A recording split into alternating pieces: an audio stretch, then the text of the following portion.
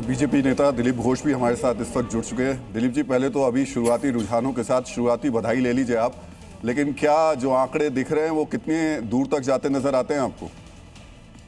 ये देखिए, पिछले 50 साल का आप आंकड़ा देखें, 1977 जब सीपीएम वाले जीत के आए, तभी से आज तक की जितनी बार सरकार बनी है 200 से ऊपर सीट लेके आई है।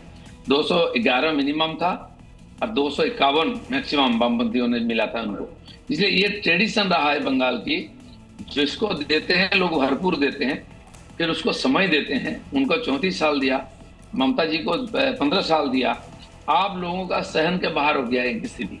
एडमिनिस्ट्रेशन से लॉ एंड ऑर्डर, बाकी हेल्थ से लेकर के एडुकेशन, इंडस्ट्री सब खत्म हो चुकी है। लोग निजात चाहते हैं। पिछले 5 साल से जो घटनाएं घटी है, आप सब अवगत है इससे। तो लोग त्राही त्राही कर रहे थे। महिलाओं की सुरक्षा तो नाम मात्र नहीं है। आज सबसे बड़ी घटना हो रही, महिलाएं संदेश खाली में आके प्रोटेस्ट किए। काल परसों से डायमंड हार्बर फलता में वो बाहर आके प्रोटेस्ट करेंगे, उनको वोटिंग करने नहीं दिया जाता है।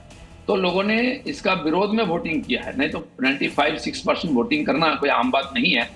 तो ये परिवर्तन का लहर है, और जो इतिहास रही है, जो देता है जनता छप्पड़ फोड़कर, उसी दिशा में हमारी रिजल्ट भी जा रही है। दिलीप जी, एक सवाल बड़ा इंपॉर्टेंट है आज के वक्त में। Anti incumbency, law and order, ये तमाम तरीके की बातें तो हम इलेक्शन के दौरान सुनते रहे।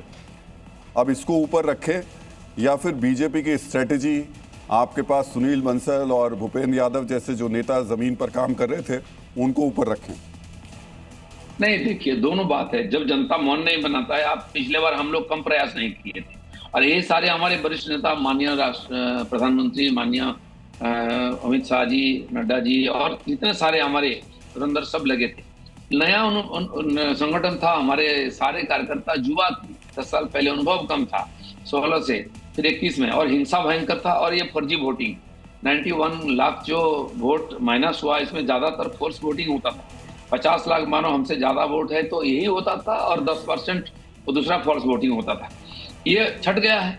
और पिछले 5 साल से, तो विशेष करके 2024 चुनाव के बाद, सुनील जी तो 5-6 साल से यहाँ लगातार पड़े हुए हैं, और बाकी भी नेता, माननीय अमित शाह बार बार आते हैं। प्राइम मिनिस्टर तो लगातार हर लोकसभा तक सभा किए हैं, और उनकी जो सुशासन देश भर में चल रहा है पिछले 12 साल से, वो भी लोगों ने देखा है। और बंगाल की दुर्दशा देखिए, 50 लाख से ज्यादा युवा बंगाल से पलायन कर चुके हैं केवल पेट के लिए। तो वो भी वापिस आना चाहते हैं, अपने परिवार में रहकर जीना चाहते हैं। ये सारा समाधान के लिए लोग इस बार वोटिंग की है।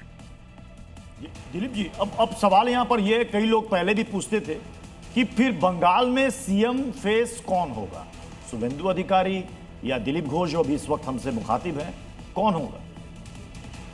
ये कोई प्रश्न नया नहीं है। जब भी बीजेपी जीतने का संभावना बनता है, आप लोग पूछते हैं, और हर बार आप चौंक जाते हैं, ऐसा नाम आता है सामने। तो भाजपा में कार्यकर्ताओं की कमी नहीं है, पीछे से काम करने का हमें आदत है। जो काम दिया जाता है उसी में सालों साल करते हैं, उसका नतीजा आता है। फिर पार्टी को जो लगता है, किसी एक कार्यकर्ता को सामने रखता है, सब मिलकर हम उसको मदद करके सुशासन देते हैं। माननीय मोदी जी का जो ढांचा है सुशासन देने का, वो सब जगह सफल है, और पार्टी का बहुत लंबा अनुभव है। हमारे अंदर काम करने वाले लंबा अनुभव वाले कार्यकर्ता की संख्या भी काफी है। उसमें किसी भी हम सामने रखेंगे और काम करेंगे। और